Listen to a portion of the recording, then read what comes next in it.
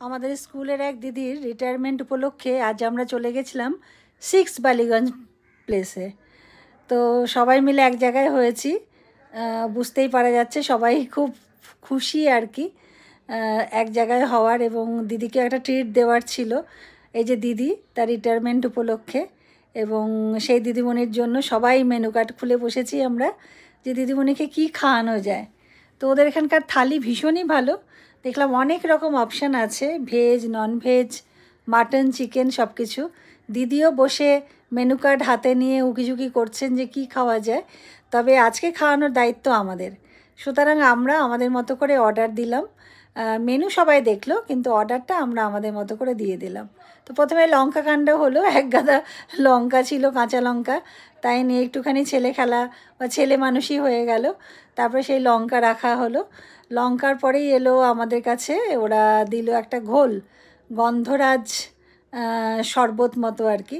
তো আমি এত কিছু, এই যে ঘোল এখানে রয়েছে একদম গ্লাস ভর্তি, তো আমি এত কিছু খাওয়ার আগে ঘোল খেতে একদমই নারাজ, সেই জন্য আমি ঘোলটাকে স্কিপ করলাম।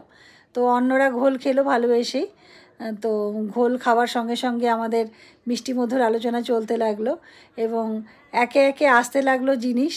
এই যে সব বাটিগুলো ভরে ভরে গেল, এবং তার মধ্যে আমাদের মোচার চপ আর ফিশ ফ্রাই থালি ছাড়াও এটা আমাদের অর্ডার দেওয়া ছিল। আমরা সব মাটন থালি নিয়েছিলাম, কিন্তু আমাদের দিদির অনারে একটু ভালো মন্দ করা হয়েছিল। তো প্রথমে মোচার চপ এলো, আর তারপরে এই যে ভদ্রলোক পরিবেশন করছেন এটা হচ্ছে ফিশ ফ্রাইটা বেশ বড় সাইজের, মানে একটা খেলে হয়ে যায় আর কি মোটামুটি, আর কিছু খাওয়ার দরকার পড়ে না। তবুও ফিশ ফ্রাই খাওয়ার ইচ্ছে সবারই ছিল, তাই ফিশ ফ্রাই এলো।